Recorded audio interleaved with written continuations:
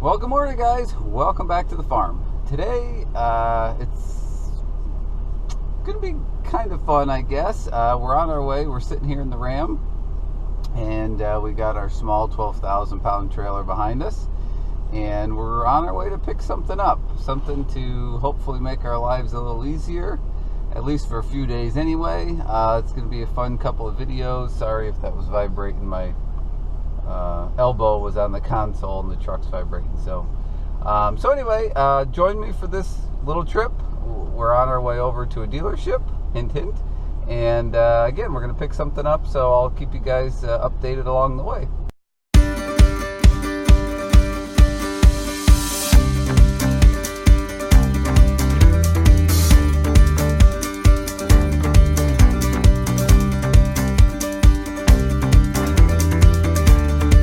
Well, would you look at all the fun stuff that is here? Look at that. All right, we're all loaded up, ready to go. Had to be cleaned up a little bit first. Give you a quick sneak peek. Ready? 1, 2, 3. Boop, boop. That's all you're getting. See you guys when we get home. Well, I guess it's garbage time. That's actually our garbage guy on this steep hill here. All right, we made it back. Now we got to unload our little surprise here, and then I'll take you a little walk around and show you what we brought home.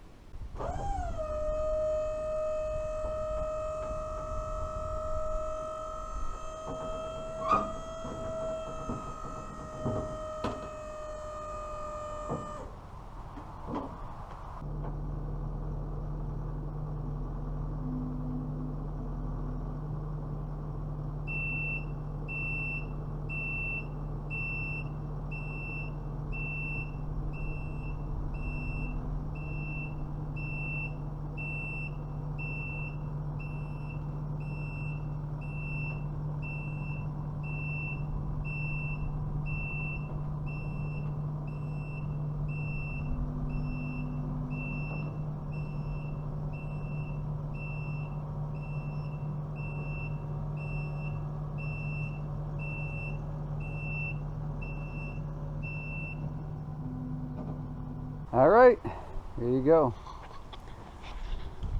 This is Kubota SVL 65. As you can see, it's a rubber track machine. This is a new model out for Kubota. I think it just came out this year. They previously, and still do, have a 75 and a 95. But both of those machines are pretty heavy. I think the 75 is pushing 10,000 pounds, and I think the 95 is pushing 12,000, just estimated numbers. This machine is about 9, just under 9, just kind of going off Kubota's website. I'm not really sure if the weight on the website includes a bucket or if it includes diesel fuel, stuff like that. So, but it's close to 9,000 pounds. So this is the second heaviest thing I've towed with the Ram now. Between this and the trailer is about 12,000. And I did haul a bulldozer for a friend of mine.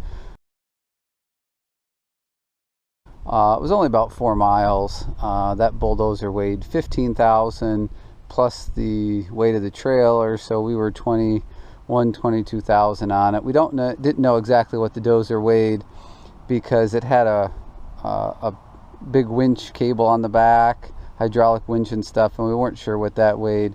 But the base machine was over 14,000, so we were just kind of guesstimating. But anyway, so that I only moved about 4 miles. This is 12,000 pounds. Gave the truck a decent little workout. The dealership is about 20 miles from me each direction. And unfortunately there's some towns to go through, so it's kind of miserable part of the trip. But anyway, so back to the machine. This is the dealership that was nice enough to let me demo this machine. Marshall Machinery. They actually have 3 stores. One's in Honesdale, PA, one's Swiftwater, PA, and the other one's up in New York, and I cannot remember the name of the town. but they've always been good to me. Most of the Kubota stuff that you see here on our property comes from Marshall Machinery. So they're doing me a favor here, letting me demo this unit here. So we'll take a quick walk around it. It was from their rental fleet, so you're gonna see it's not super pretty. There's some scratches and things to it. It only has 147 hours on it, but you know, people are kind of rough when they don't actually own the thing. They don't care.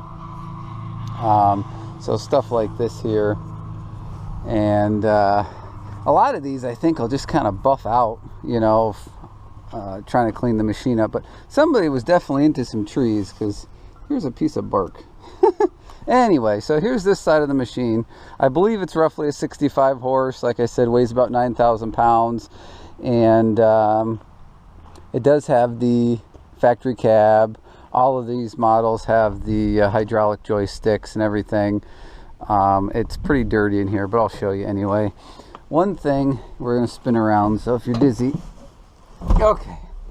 So one thing I liked about this machine, and I don't know why they didn't do it on the rubber tire machines, you can see they have these consoles here, one on this side, and oh, where is it? Right here on this side. They put some of the functions and things here. If you remember the review I did on the SSV75, the temperature controls were all the way back there. So I don't understand why they didn't stick with this console. This to me is a lot nicer. Everything's right here on either side of you. The radio is here. It would go here. It's still behind you, but closer than all the way around up there where it was in the other one. So anyway, I can show you here. It's going to beep. Well, cover your ears. So there you go. 147.2 is what's on the machine.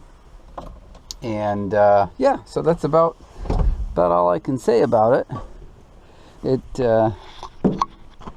doesn't have high flow or anything, which I don't care about anyway, you know. For what we're going to be using it for. We got to move some logs.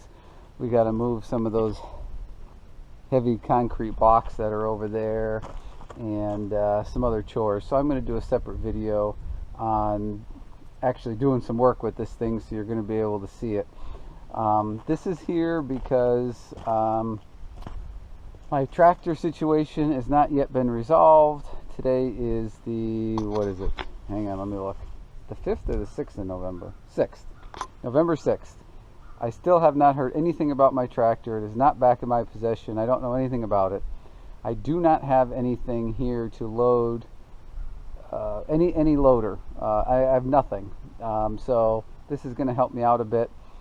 I had planned on doing a video on some of the equipment changes that were made around here. Basically, for those guys that follow the channel, I had an SSV75, the rubber tired Kubota machine. Nice machine. It's expensive though. You know, all these newer machines, they're expensive. Doesn't matter what brand. So I had to make a decision on what was more important to me. So when I bought that brand new round baler, I traded in that skid steer, and I actually saved a couple bucks a month by doing that. And my intention was to just buy an older skid steer to fill the gap. And with everything that was going on with the tractor situation, if you're new to the channel and you don't know anything about that, I will try and leave some links at the end of the video for that, so check those videos out. But because of the stuff that was going on with the tractor situation, or is still going on, I don't want to buy something and then get forced to take that tractor back, and then I'm going to want to trade it in. And so it's like a game of chess with equipment. If you make a move too soon, you know, you could kind of shoot yourself in the foot, and I don't want to do that. So I've been trying to get that resolved now for months. So anyway, I've rambled on long enough. So cool little machine. Stay tuned. We're going to have some videos coming up of me working with it, and I'm sure I won't put that many hours on it, maybe 8 or 10, but I will give you my thoughts on it for the short time that I do have it here. I'm not going to call it a review, but I will give you my thoughts on what I think about the machine for the time that it was here. So stay tuned for those videos. Hit that subscribe button. Hit the bell icon for me, please. Stay tuned to the nonsense that is my life. Thanks for watching. We'll catch you on the next one.